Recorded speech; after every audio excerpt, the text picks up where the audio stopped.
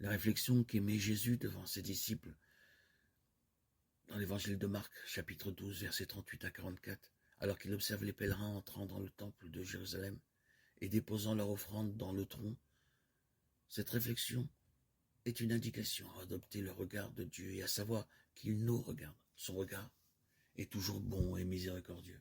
Il voit ce que nous ne voyons pas, car il a les paroles de la vie éternelle.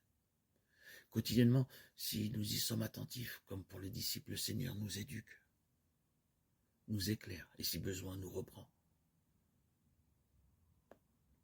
Rappelons que cette aide, c'est-à-dire la grâce, a pour objectif de nous voir progresser pour vivre une belle communion avec lui.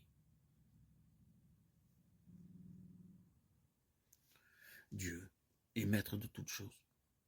Il est souverainement libre et nous n'avons rien à craindre pour autant que nous acceptions de tenir sa main. L'évocation effrayante de cataclysmes, catastrophes ou autres épreuves n'a pas pour mission de nous distraire, mais de faire apparaître la Seigneurie du Christ Sauveur de tous les hommes. Marc 13, 24, 32. Ce que nous avons à faire, c'est le regarder, lui, le prince de la paix.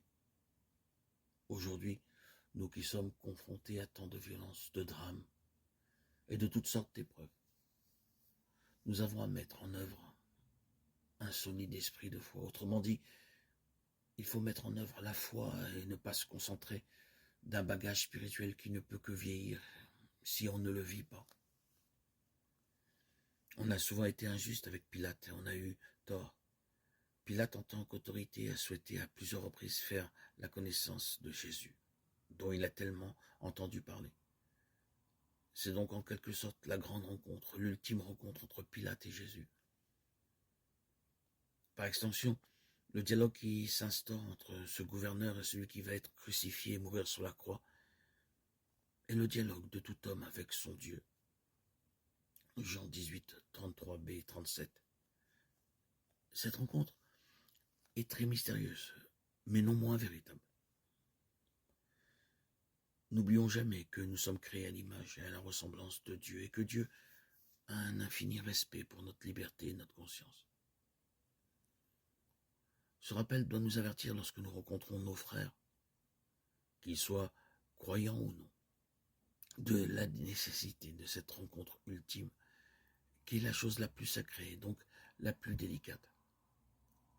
Pour le dire d'une manière triviale, ne soyons pas comme un éléphant dans un magasin de porcelaine.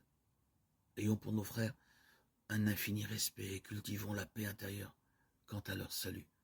Car Dieu veut que tous les hommes soient sauvés et arrivent à la connaissance de la vérité.